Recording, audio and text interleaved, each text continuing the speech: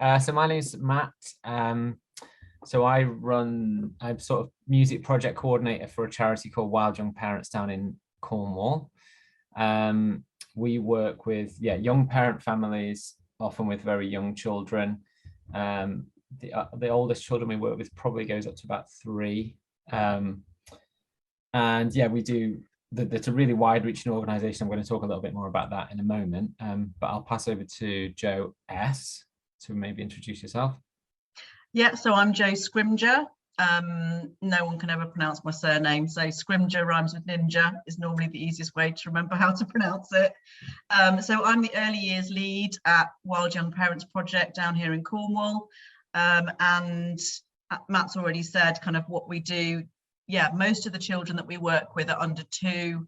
Sometimes we have some 3 and 4-year-olds. So we really wanted to focus something on how you work with those youngest babies that we have coming along to our groups. So over to you, other Jo. Oh, it's so confusing having. Have we got any other Joes? We do actually. Every time there's so many Joes. I am Jo Alleyne. Also, no one can pronounce my surname either. So I have many hats at Wild. I work with the music project, but also the early years side of it as well. I've been with Wild nearly 7 years now. Started in the creches and now do lots of other things. So I'm very excited to be here today. It's exciting. Right, Matt, are you doing the next bit? Yeah, I can give a little bit of an overview of our work. So I'm just going to share my screen. Okay, so Wild Young Parents. So Wild believes in young parent families. We want young parents and their babies to have the right to belong and thrive, to be heard and helped, and to have the best possible start to family life.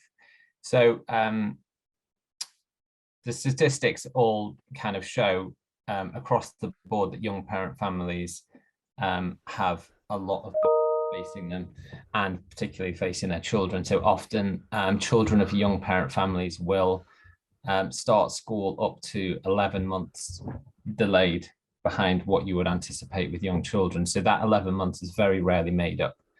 And obviously that just causes a lot of issues for the children at school and their general development and education. So a lot of our work is trying to really sort of intervene at these really early stages to support the young parent families to give their children the best start possible. So Wild was set up in 1992 by a group of young parents who felt like they didn't have a space that was for them, or an environment for them, that really sort of understood the nuanced sort of issues facing young parents. And it's sort of grown into an organisation. We've now the country's largest young parent charity, and we run a group of that second. We run 14 weekly groups across Cornwall. So Cornwall geographically is a really large county. So it spreads quite a big distance right out to the west, up to the north on the border with Devon. We also run outreach into homes and communities. We offer safeguarding support for families with increased risk. So this could be advocacy in court. It could be supporting families who are on a child protection plan or working with social care. We also have a dedicated dads work team who just support young dads. So this is all about trying to get dads more involved in not just the sort of upbringing of their children, but the whole process of being involved in their children's life from a perinatal stage. We also offer online chat and video groups, music, puppetry, advice, young parent takeovers. We have this sort of broad reaching, we call it like a wraparound service, which also includes, I did a presentation about this about a month ago, actually, for Youth Music, but about creative partnerships. So we partner with a lot of big organizations and art organizations to offer these sort of experiential opportunities for young parents and their children. So we obviously have a music project, which is funded by Youth Music for the parents and the babies. So we're kind of fortunate that we get to work with 2 generations of young people in one space, which is quite unique. We've also kind of done exhibitions at art galleries, and all of our work is attachment based. And it's very, very entrenched in theory. So sort of very well, you'll learn more about that of Jo S. I'm not even going to go into that because she'll tell you more about that. Yeah, and we also offer emergency help. So the really critical sort of, in terms of the hierarchy of needs, making sure that everyone's warm, fed, and has a roof over their heads. That's sort of our critical work. Okay, I think I'll go over to you, Jo S. It's okay. Perfect. And sorry, I think I probably just thrown you, Matt, didn't I, by handing over to you when I think it was supposed to be me first. That's just to confuse the issue. So I am a consummate professional. I just cracked down. Okay, so so as I said, I'm kind of the early years lead for Wild Young Parents Project. And as Matt was saying, we try to have a really strong evidence base for all the work that we do. So I'm going to just talk a little bit about infant mental health, and particularly around mentalization. So apologies to anyone who's got a really good understanding of all of that, but it's always good to kind of revisit and get a different perspective on things. So I'm just going to share my screen here.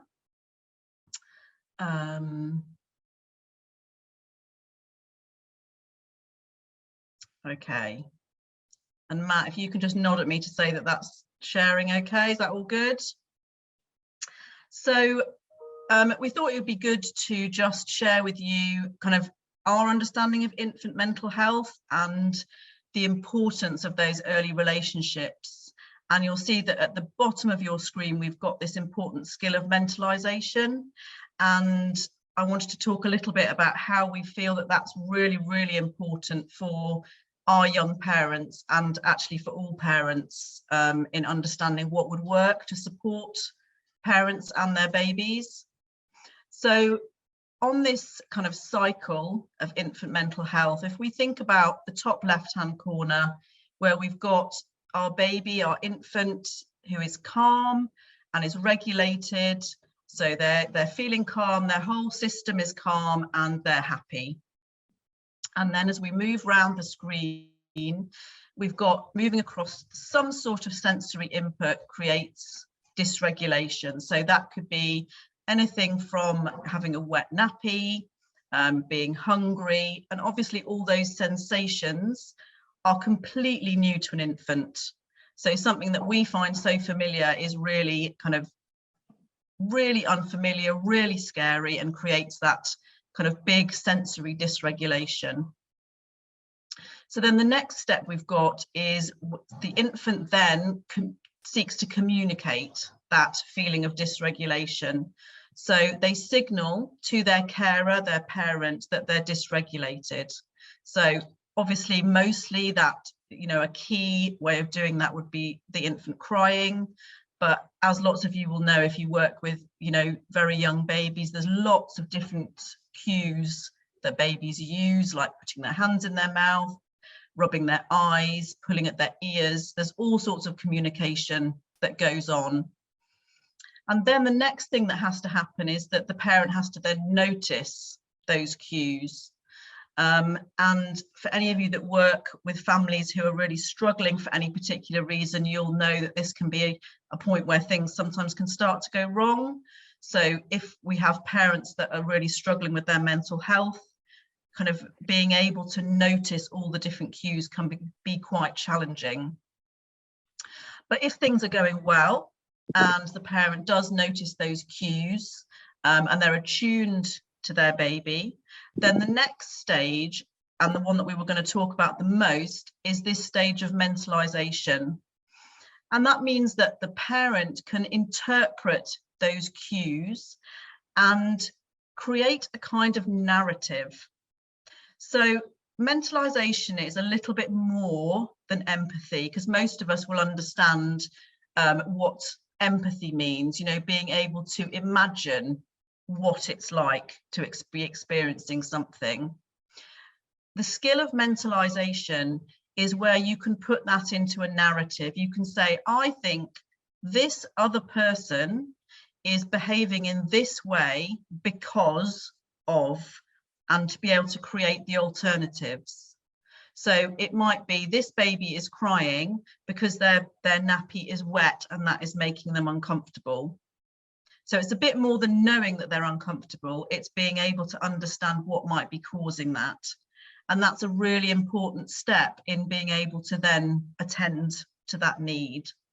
And what we find with a lot of the young parents that we work with who experienced, a lot of them have experienced early childhood trauma themselves, is that that skill of mentalization is the one that most often gets disrupted. And the Anna Freud Centre particularly have done a huge amount of research around mentalization. They do a lot of training, if anyone's interested, around what mentalization is, you know, how we can use it, how we can build on mentalization skills. And all the research shows that that trauma is one of the main things that will disrupt that process. And that can be childhood trauma, but it can also be current trauma. So when there's a lot going on, and the best example I think there is of this is in the research, reading about how romantic love disrupts your ability to mentalize. So when you're infatuated with someone, when you're in love, that stage where you kind of say love is blind, your ability to rationalize and think about people's reasons for their actions gets disrupted. So there's all sorts of reasons why that process of mentalization might not be working as well. But if it is working really well, then the parent creates that narrative in their head, and then they can go on to then soothe that baby, and they can provide the right for the right needs, and then we come back round the cycle back to where the infant is calm and regulated. And all the research shows that what good infant mental health looks like is when this cycle is completed more often than not. So none of us as parents get it right all the time. And what the research shows is that you only have to get it right about 50–60% of the time for that infant to have good infant mental health. But what it also shows is that an infant cannot have good infant mental health without that caregiver, without that parent. And that's one of the reasons really why we wanted to focus today in our training on the importance of parents and the importance of that relationship, and how music really can support that process of mentalization and attunement to complete this cycle more frequently. And we're going to talk a bit more about kind of the different activities and how they can feed into this cycle, kind of being more successful more of the time. So that's me. I think I can talk a little bit more about mentalization later on if people have got more questions about what it is. But certainly I could also share the link for the Anna Freud Centre and the training that they offer around, you know, kind of the skill of mentalization and how we promote that at Wild. Thanks, Jo. There was just a couple of quick questions that you might be able to answer just straight off the bat. Yep. Liv just asked the question, is this related to attachment theory? Absolutely, yes, it is very, very strongly founded in attachment theory, and the importance of that kind of consistent serve and return of infants communicating a need and parents responding. So yes, very much linked to attachment theory. Great. And the other question from, I think, Zena was, is the training with the Anna Freud Foundation free for mentalization? No, I'm sorry, it's not. In fact, some of their training is quite expensive, but I think they do often have sort of webinars, and there are certainly lots of links on their website. And there are quite a lot of videos on YouTube. So Peter Fonagy, who leads their work there are some great videos he's done on YouTube about what mentalization is. So there's definitely a way you can kind of skill yourself up without having to pay for their expensive training. Yeah, just to add to that as well, it could be potentially something that you might include in a funding application if that was what you were doing going forwards in terms of sort of workforce development. Yeah. Okay, thank you, Joe. I'm going to just move on to the next section now. I'll just share my screen again. Okay, so I wanted to talk a little bit about the importance of early intervention. And again, I'll just put a little caveat in here. This may be quite obvious for some people, but it may not be for everyone. So it's a nice open learning session where everyone's maybe at different stages in their journey. So importance of early intervention. So it's a lot, well, really it's about promoting child health and well-being. So recognizing that at the earliest possible stages, enhancing emerging competencies. So really harnessing the things that children are doing, that babies are doing well, and they're managing, and trying to sort of commit time and energy to those. Minimizing developmental delays. So I discussed this a little bit earlier about specifically about young parent children that often start school with delays. I mean, I would imagine, I don't know off the top of my head, but I would imagine that any child that's had maybe a more challenging upbringing, or parents of any age that have poor mental health or have struggled with mentalization, they would probably start school with some delays as well. Remediate existing or emerging disabilities. So sort of starting to recognize things like this very, very early. So putting this focus time in to really spot and be curious about babies. And obviously then things could be put into place. Prevent functional deterioration, and promote adaptive parenting and overall family function. And this is sort of,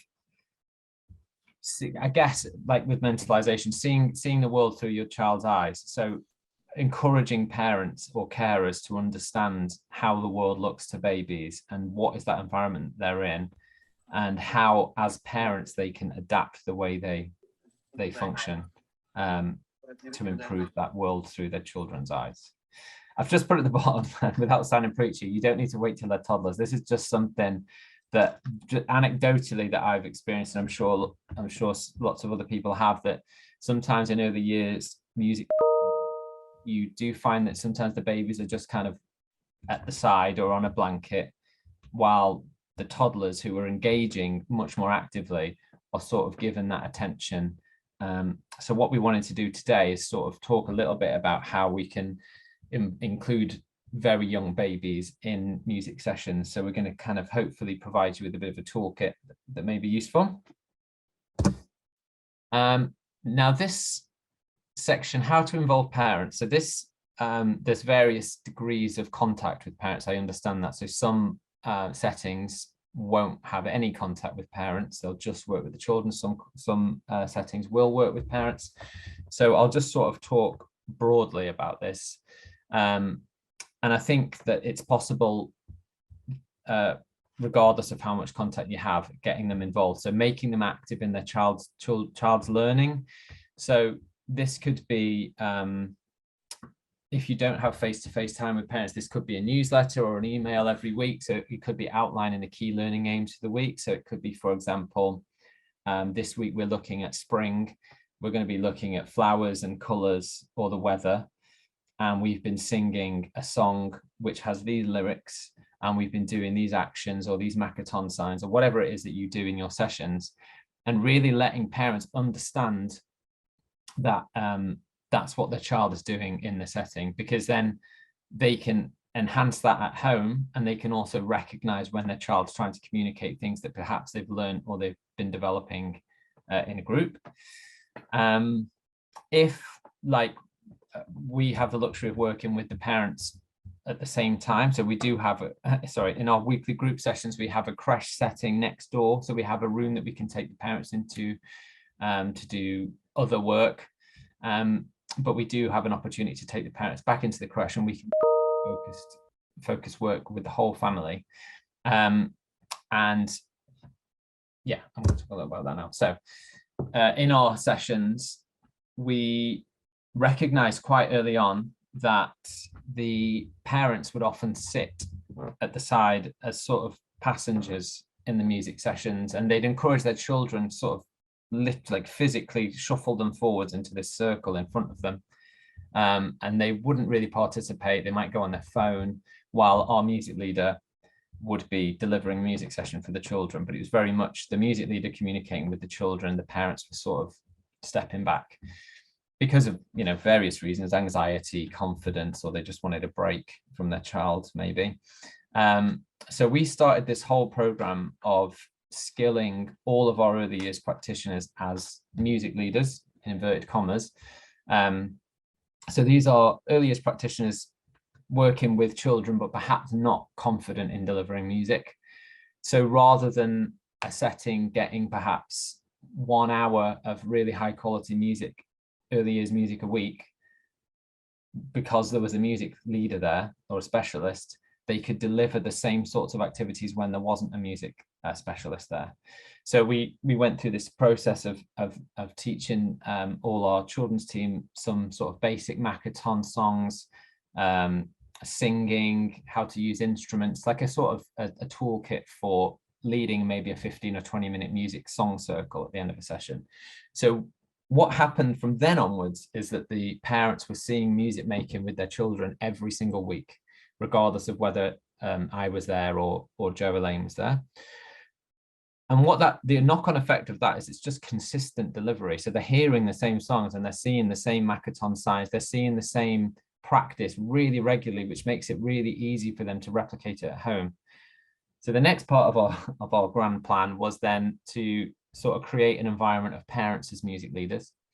So what we did is I kind of mocked up song circles with just the parents, which I'm conscious that a lot of people won't have the luxury of doing that. But if you do, we sort of would sit around in a circle, just adults in a separate room, and I would teach them Makaton. I would teach them how to play the ukulele, singing, which, you know, was a really, really big step for them. And we'd straight away take that, we'd finish our session, and then straight into the crash, sit in a circle and go for it. And the parents would get their ukuleles out. They may have only just learned one song, but just the physical act of them doing it straight away in the crash, and the children can see them engaging in music, and instantly the children's curiosity is completely piqued because they can see their own parent or caregiver playing music with them. And what that kind of led to is this really consistent delivery of early years music at home, because we knew then that we'd sort of say to the parents, we want you to kind of do a little journal or a little video of you at home making music with your children. And it really shifted the minute that we'd started this process, whereas now it's almost kind of this self-sufficient early years the music provision that's taking place in our organization, which is, yeah, given us a really good foundation. So, sorry, I just took a focus 15, I've got at the bottom. So focus 15 is the focused 15 minutes at the end of our session that we have with parents and their children, that is more often than not music related, but it's very much about mentalization. So focus 15, I'm going to talk through some of these. I'm going to play you a little video in a minute. I just wanted to talk about some key topics here. So cause and effect. So these are just some of the sort of developmental skills that we want our babies to start developing. So cause and effect helps the child to learn that their actions can cause something to happen. So yeah, so seeing how if they throw a ball, what happens to the ball, or if they, you know, scrunch up some paper. Rhythm is through repetition that your child will develop not only the motor ability, but also the rhythmic timing essential to be able to smoothly execute future coordinated movements in speech, which sounds very complex, but it will help them, you know, move their arms and legs, and will also help them speak because we have a very rhythmic language. Massage. Now, this is something that we've only sort of fairly recently introduced into our practice. So this is encouraging our young parents to have physical contact and touch with children. So it doesn't specifically mean they have to be skilled in baby massage. We obviously take it very gently and they don't strip their babies back, but it's very much about stroking the baby's arms, stroking their legs, touching their face whilst music is taking place. So there's this connection of comfort between hearing music and this lovely sort of oxytocin producing contact between parent and child. And that can also take place between early years practitioners with little babies. So they can sort of, you know, hold their legs, massage their feet while music's taking place. And this is where it's really important, thinking about how toddlers can sort of dominate early years music sessions, but thinking about whether there is the capacity or any staff available to really sit there with the baby at the same time and give that a sort of eye contact and one-to-one connection whilst the music's taking place. So yeah, massage encourages bonding through eye-to-eye contact, smiling, soothing voices, sounds, loving touch, caressing, and mutual interaction. It also teaches babies about sensations, different parts of the bodies, and how to control them. So yeah, going back to sort of motor functions there as well. And object permanence. So developing object permanence is important because it's the first step to other types of symbolic understanding and reasoning, such as pretend play, memory development, and language development. So this is very much about babies understanding that if something's not in front of them, they can see it, that it still exists. So this is sort of why a lot of babies will get upset when their parents leave the room, or they leave them in the creche or whatever setting you're in, and the baby thinks their parents have disappeared forever, which is really quite tragic when you think about it. But it's about developing those skills to show them and to teach them about the concept of object permanence. So I'm going to share a little video with you that it's only about a minute long, and it just sort of has these in play. So you can just see a few activities, just so I can kind of put them in context for you.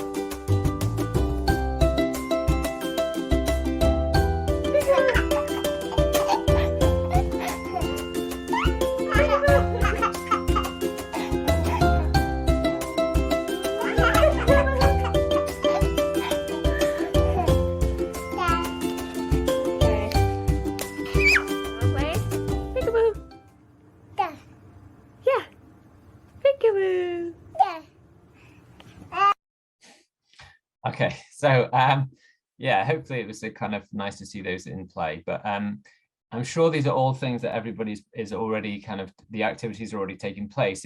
I think one of our aims for today is to try and think about them in the context of mentalization, and really thinking about what the impact is of these activities. So I'm going to pass you over to Jo Alleyne now, who's going to share some other sort of activities that we've been doing in some of our groups. If I can share my screen. Let's have a go. Okay. Tell me if this works. Can you see this? I can't hear anyone now, so. Yeah, all good, Jo, it's there. Okay, wait, let me just press this one. Okay, cool. So I'm going to very briefly talk to you about Watch and Wonder. So this is something that we are pushing out in our groups at the moment, which really sort of links nicely with mentalization. And we are trying to do this at the end of our groups once we've delivered everything else. So Watch and Wonder. What do we mean by Watch and Wonder? And can you include all ages? So this kind of links back to what Matt was saying about encouraging all children to be involved in what we try to deliver, which is something we really try to be mindful of at Wild. Always thinking about those ones, even the pregnant mums actually that are sitting at the side and always feel a little bit awkward because they haven't got their child there yet. It's kind of just making sure that we're encouraging everybody to be able to join in. Oh, that's not the right one. Okay, so basically Watch and Wonder is basically making time to take some time. So what we're trying to do at the end of each session at the moment is just take some time, create a space which is calm. We often put some lights on, we turn the lights off, put the twinkly lights on the ceiling if we've got a projector, put some calming music on, and encourage those parents to lie on the floor with a cushion or just to sit calmly on the floor with their children. And it really is about encouraging them to put themselves in their children's shoes just for those few minutes whilst we're sort of sitting there listening to music, and to really take time to look at their reactions, be curious about their facial expressions, how they're acting, and just to be 100% focused on their child at that time. And that can look different for each parent and each child, that because if they're different ages, it just might look slightly different. But we really try to just encourage them to take that time just to be at one with their child. And this you can do this as well with mums that are expecting children, just take time to think about their baby, or to look at the other parents modeling that behavior, and us as practitioners. And you can absolutely include toddlers and babies in this. We try to do that all the time. And modeling really is something which this is us, by the way, as practitioners. We just try to model all the time what we're doing. It really helps the mums and the dads to not feel so awkward about doing it. We talked a lot about it this week, actually, about how vulnerable you can feel sometimes just lying on the floor. It's not something you generally do, and it can feel a bit overwhelming. But if you as a practitioner can model that, or you can model that as a parent to your child, it's really interesting. As soon as you start to do it as an adult, the children naturally come over and start to do that with you. We never have to force them, because they just seem to enjoy lying down and just chilling at the end of every session. And for our parents and our children, sometimes it's the only time that they have that time to sort of just be calm and still. So it's okay to feel vulnerable. And we do use calming music during those sessions, and just really encouraging those parents to watch facial expressions, body language, and communication. And that all links back in nicely with mentalization, and just looking out for those cues at all times. And it gives them the opportunity to be able to do that in a safe space, really. And then after that session, we might sit afterwards and just talk about what they noticed whilst they were doing that activity. Just gives them opportunity to be able to feed back to us, and almost gives examples to parents for what to look out for next time with their child. And this picture is from one of our sessions whilst we were doing that, and you can see that there's different children of all different ages, as 3-year-olds and little babies who are non-mobile. They're doing the activity, and it doesn't always work that it is absolutely dead quiet. Parents will talk to their children quietly or laugh, and you can't expect toddlers to sit still on a mat. Sometimes they might get off and wander off, but it is just creating that calm environment so that they can just sit and watch and wonder. So that is me, I think. Thank you, Jo. We just had a question that from Daniela, which was, how long is the relaxing laying down session? So how long would you normally do that activity for? We try to do it as part of our Focus 15, and it varies really. Sometimes it's only 5-10 minutes, sometimes it's 15 minutes, and we just sit, create that safe space, and we'll have conversations if the children, just creating that space really. If it depends on your kind of your practice and the children that you've got at the time. I did it last week. We had 2 mums and 2 children, and they were both crawlers. As soon as the lights went on, they just crawled over to their mums. They were both breastfed babies, and they just started breastfeeding and then both fell asleep. But we as practitioners and as adults just sat there in that environment, still just creating that calm atmosphere for them, and the mums were able to just sit and watch their babies without feeling pressured to do anything else. Sometimes we're just a bit guilty of, your children become quiet and relaxed, and that's when you get up and do the washing up or and you don't necessarily take that time. So it's just encouraging them to be able to do that, feel like that's okay, actually take some time for you and your children. So yeah, it just depends really on your practice and how much time it works for. Sometimes it works for longer time than others, really. Okay, thank you. Thanks, Jo. So we're going to go back to Jo S for another little bit of a activity. Thinking about different activities. I couldn't think of the word. And then we're going to have a comfort break. But if anyone has any questions, yeah, please pop them in the chat box, and I can sort of pass them on. Okay. So Jo. I'm just going to talk very briefly about action songs in particular, and how really to develop them a little bit if you're working with much littler babies. So most of us, and as Matt was saying earlier, particularly when you do song sessions, they can be a little bit dominated by the toddlers, because they'll be the children that kind of seem to be much more involved. They're the ones running about or doing the actions. And this is just about some ways to adapt those action songs for much smaller babies. And so these can be done with babies as soon as they start coming to group. So one of the main ones that we do is we do Row, Row, Row the Boat a lot, which I'm sure you'll all be really familiar with. But we will adapt it so that we make sure that parents have their babies facing them, so that it's a really good one for encouraging eye contact, and then have parents supporting their baby in whichever way is comfortable for them. So sometimes they'll sit, you know, kind of cradling if they've got a really tiny baby, and moving together to do Row, Row, Row the Boat. And then obviously we do all the different adaptations about the crocodile and the lion and all those different verses.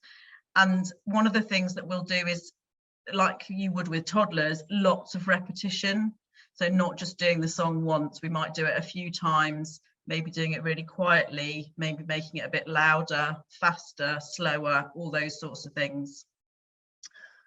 So Row, Row, Row the Boat is a big regular for promoting good eye contact and really making sure parents are noticing what's going on with their child's facial expressions while they're singing. We do quite a lot of songs that involve some other kind of physical contact. So things like Round and Round the Garden, things where we will touch children's hands or feet to really encourage parents to make that physical contact. Sometimes we might say, you know, kind of take their socks off, so you've actually got that skin to skin contact, and we always try and encourage as much skin to skin contact as is practical. And then there are lots of activity songs, action songs that we do that will involve moving the baby either in a small way, so maybe moving their arms or legs, or physically moving them a lot more. So an example of that is if we're doing the Grand Old Duke of York, we'll actually get the parents to stand up and hold their baby. And then when there's an up and a down, really encouraging them to move their babies. And we talk about kind of safe holding and how much to move them and what might that feel like to be that baby, to be being moved about in that way. So things like the Grand Old Duke of York. And then we also will have ones where we will encourage parents to move their children's hands to do the actions. So for example, kind of wind the bobbin up and things like that. So if the baby isn't quite able to do that themselves, kind of just gently moving their hands round and round, or do it, you know, moving their feet up and down. And that can really help with physical development. So the baby's starting to kind of notice the different bits of their body. Sometimes things like Wheels on the Bus, we'll encourage them to use the baby to do the different actions. So things like kind of the children on the bus go up and down, we'll encourage them to hold the baby like that. Or if it's the wipers, then we kind of do the swish, swish, swish. And again, we always encourage them to have the baby facing them, so they're getting the eye-to-eye contact, but also the baby's experiencing the bigger physical movements. And again, then we'll talk about what that experience is like for the baby. What is it like to be moved like that? And then finally, obviously a lot of the work that we do is really around encouraging language development. So we do use a lot of Makaton when we're singing, and really encourage the parents to use Makaton. And as Matt said, you know, we teach Makaton to the parents separately sometimes, and we'll do whole songs of developing those signs. But we'll also do things like, kind of, if we do heads, shoulders, knees and toes, we'll really encourage the parents to touch that part of the baby's body. And sometimes we might adapt it to just do different words. so that the child is learning the different bits of their body. And obviously that can be adapted right from little tiny babies all the way through. So as much as possible, all sorts of actions and physical movement, we really try to encourage that through our singing sessions and that focus 15 that Matt was talking about, so that there is a huge element of the repetition. And what we find is that a lot of our young parents, when they first start doing that, they're very reticent to join in, and they'll say, oh, don't do singing, not doing that. Actions are often the first way that they start joining in a little bit, because they feel they can do that without feeling too embarrassed. And then gradually over time, we've got some parents who we never imagined would sing. We never thought that they would join in, but just that kind of consistency over time, they do start joining in and doing that. Yeah. Thanks, Jo. I just want to add to that as well. Yeah, you just sort of brought up a really good point that it's sometimes difficult to get the parents to get involved in the music activities for themselves, but it's much easier to get them involved when they know it's for their children. So like, no matter how reticent or sort of standoffish they are, I mean, you use some quite kind words about the singing there, but I've heard some much more fruity words sent my way when I've asked people to sing. But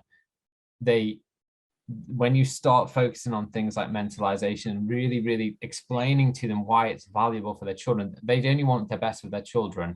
So if it's about their children, they're prepared to do it. But if they think it's just for fun, if they think it's just a game, like, they're just going to say, well, I don't need to be part of that. It's just my child having a laugh. Whereas if you really get them to understand the value in it, then they want the best for their children and they will participate, whether it makes them feel horrifically awkward or not. More often than not, they will. And I think that getting them involved in these activities when their baby's really young, and even sort of when they're pregnant, we have pregnant mums that might sit in the song circle and we'll get them doing the Makaton. It's building that confidence so that when their children are bigger and they need that little bit more interaction and stimulation, and they're much more confident. And like now, you know, we see in our groups, you look around and in the song circle and you've got maybe 6 or 7 you know, young mums doing Makaton signs and singing. And you know, that would have 5 years ago, you just wouldn't have seen that in our groups at all. No, whatsoever. I think it's definitely what Matt's saying about the putting that power and that knowledge into the parents' hands, even if they seem totally disinterested. It's really fascinating to watch. Sometimes they'll be totally, and like Matt says, sometimes you get a very fruity response when you suggest that they sing. But then a few weeks later, you start to see them really starting engaging a little bit more and handing that power to them, that knowledge about why this is good. I think particularly for us with parents who they've got teenage brains, you know, they're still at a stage of development themselves. Their brains are training them to say, I'm not doing that, you know, why on earth would I do that if you told me to do it? But actually, as you know, we've all been teenagers, you know that eventually you start to think back and go, actually, maybe that does look like a good idea. So if you get a response at first that isn't very positive, it's always worth handing over that knowledge. It's very powerful. I also just want to say that it's I always will say I feel a bit awkward about this as well, like letting them know that actually you're not the only one that feels a bit weird about doing this. And then it's sort of a bit of an icebreaker, isn't it? You do find that they then tend to join in. But yeah, it is. And I think that's really good point. I think that's why it's really important to get sort of children's workers and early years practitioners who are maybe not music leaders involved in that process as well, because it's all about modeling. So that's the parents then seeing that the practitioners are having the same doubts as they are, and you're sort of all in it together. And if you don't work directly with the parents, obviously getting those early years practitioners involved, it means that there's just this kind of wraparound in the session where there's lots of adults all doing the same behavior. You've not just got one person sort of, which, you know, is fine if you've only got one adult, that's what you've got, but it is, it's modeling really. Sorry, Joe, did you want to say something? I was just going to say that I often find as well, once we come back to the session and we're doing it with the children's reactions, when they see those children's reactions, when the music goes on or we start singing, or that's when they're like, oh, actually, okay, they think that's really funny, or they think there's a reaction there. That's when they'll join in. So it's sometimes just it's waiting for those reactions from the children, because there is always a reaction when there's music with children. Generally, it doesn't matter what you're doing, whether it's drumming or singing or clapping or whatever, there's always a reaction. And once they see that reaction, even if it's not in their own child, even if it's a pregnant mum sees those reactions from those children, then this actually does make a difference. And then we find generally they'll go home and send us a video that they've done it at home. So it does go in, just doesn't feel like it so much at the time sometimes. And I think there's definitely something about, particularly for some of our young parents, separating the things that they don't like from what their child doesn't like can be quite challenging. So they will often say to us, they don't like singing. And then, like Joe says, when you start singing, you get the reaction from the child. And I'm yet to meet a child that doesn't like singing and music. You know, I just haven't met one. And so getting them to then notice, do you think it's them that doesn't like it? Or do you think maybe it's you? And having them notice their own reaction to it and sensations and emotional response is really valuable, because then you can talk to them about, well, sometimes we have to push past that as a parent to then do what our child needs. And that's quite common for a lot of our parents, is understanding their child's response as different to their own emotional response to things. Okay, so we've got a few questions that have come firing in. Conscious we are going to have a comfort break probably in about 5 minutes, just for like a 5-minute break. But I'll just try and get through some of these questions. The first one from Liv was, would love to know more about the project partners, the funding model, and how it was all organised. Loving teaching the parents ukulele too. Were parents loaned the instruments during the project to use at home, or were they given them? So it's quite a lot to unpick there, but the project partners one, there should still be available on Youth Music. Phoebe, correct me if I'm wrong, but I did a whole presentation about project partners about a month ago. So the video should still exist of that. Yes, I think I've done a blog post with it in, so I can send that. I can send everything around, all the other 2 early years sessions around to everyone in this who signed up. Amazing. So that talks a lot about how we've got internal partnerships with local council and external partnerships with other organisations. Funding model, we've got a lot of funders ranging from Comic Relief, Children in Need, Youth Music, National Lottery. We're a relatively, I wouldn't say a large organisation, but a fairly large organisation now that has a lot of different funding streams. But I'd happily discuss that with you after the session. Maybe if you want to drop me an email, I'll leave my email in the thing. And just specifically about ukuleles, I actually I crowdfunded for a ukulele book, which I produced for Wild, called You Can Ukulele, which was specifically for our parents or practitioners. And it's sort of like, I don't know, you probably can't see it very well, but it's all color coded. So I decided that we only needed 3 chords. So at the back of the book, there's a chord chart that are all color coded like this. So you've got red, yellow, and blue. And then the songs, so like row, row, row your boat, just has a colored dot above where you need to change the chord.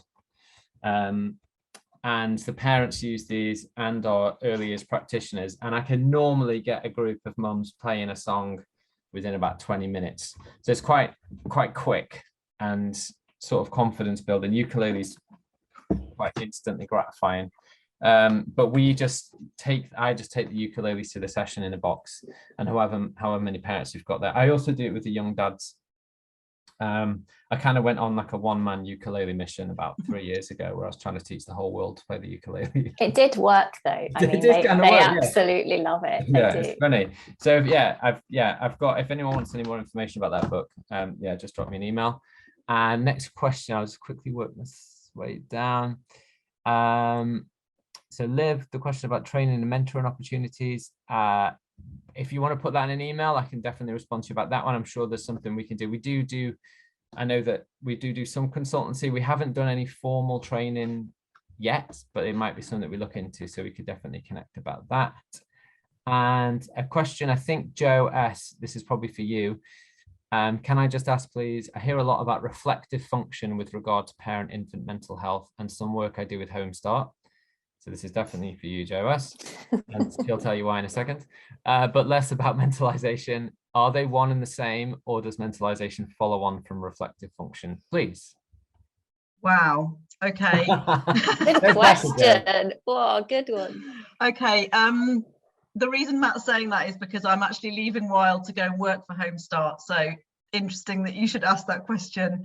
What I believe is that it is part of the same process. Yes, to be a reflective function is part of the same thing, but I have to research it a bit more to answer that more fully. But I'm happy to do that. Like Matt said, I can answer that more fully in an email if that's useful. Yeah, we'll make sure that all of our contact emails are in the chat box by the end, and maybe Phoebe, we could pass that on to you if you could do the round. Okay, I think we could maybe have a 5-minute comfort break and come back at 2:30. Would that be okay with everybody? Yeah, cool. See you in 5 minutes. Be absolutely honest.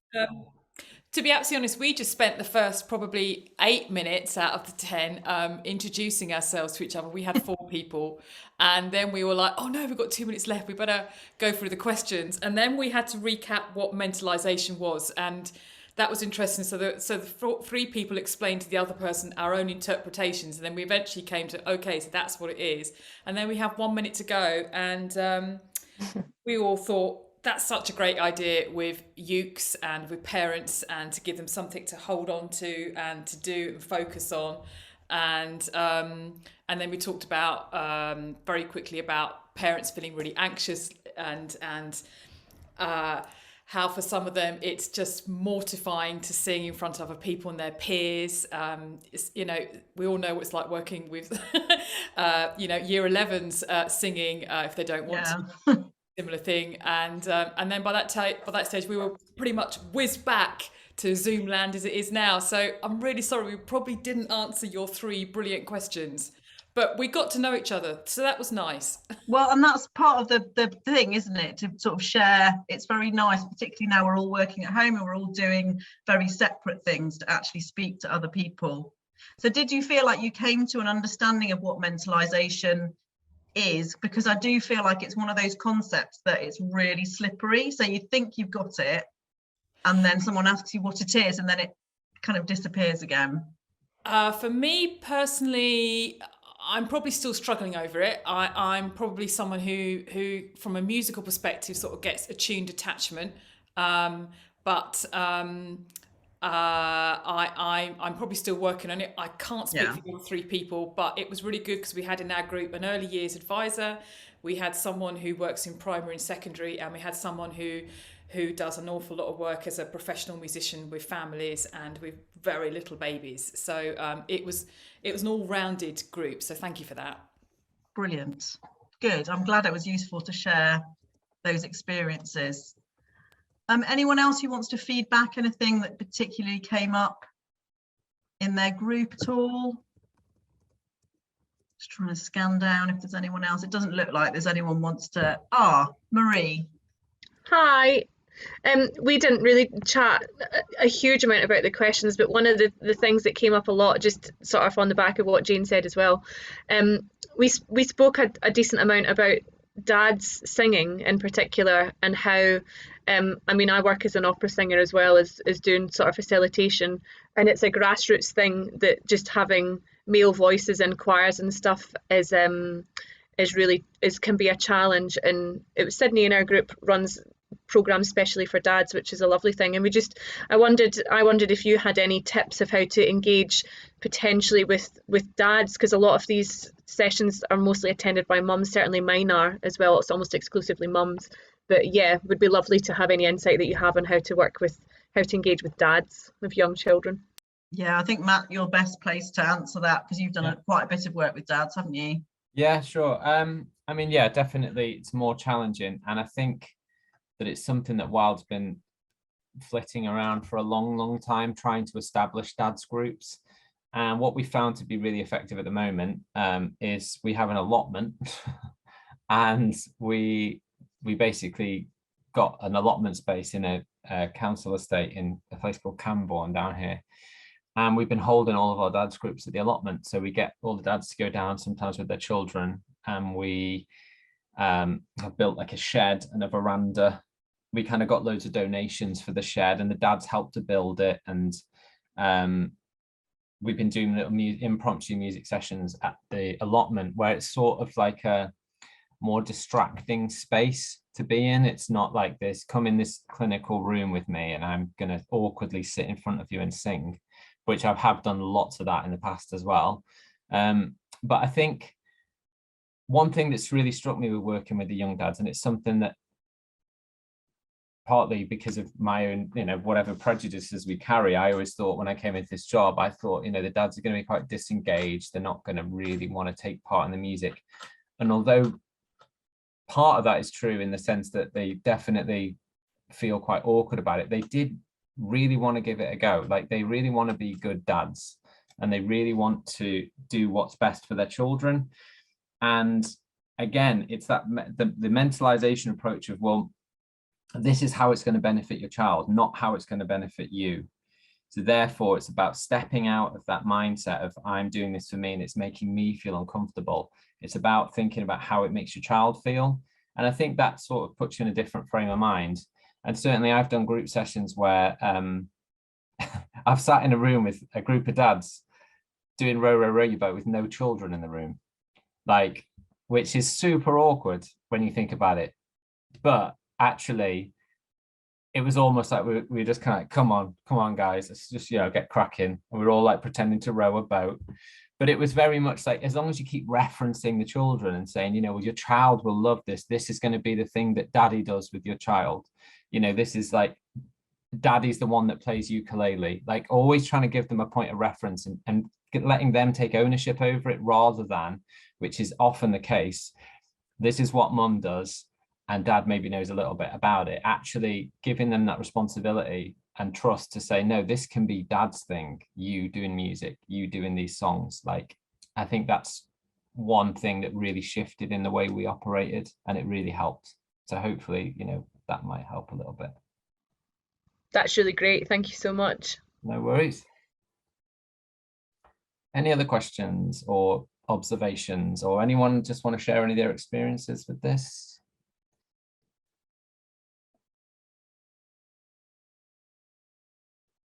No? Okay. No, I think that's all right. Lovely. Well, thank you so much for joining us today. We hope you've found some value in it. And yeah, we'll make sure that our email addresses are sent out, and the video will be available to watch after in case anyone's missed anything or they want to share it with their wider network or their team. And I think Phoebe's also shared in the chat, but we could share it again, the previous session that I did about partnerships, and that focused a bit more on funding and relationships with midwifery, social care, and how you can sort of tap into those pathways to working with more parents or vulnerable people. So yeah, thank you so much, and thanks Youth Music for inviting us. Thank you so much. Thanks everyone. Feel free to stay at the end if anyone wants to ask any last minute questions, but yeah, that was brilliant. Thank you, Wild. No worries. no problem. Thank you. Thanks. Thank you. Thanks. Bye-bye.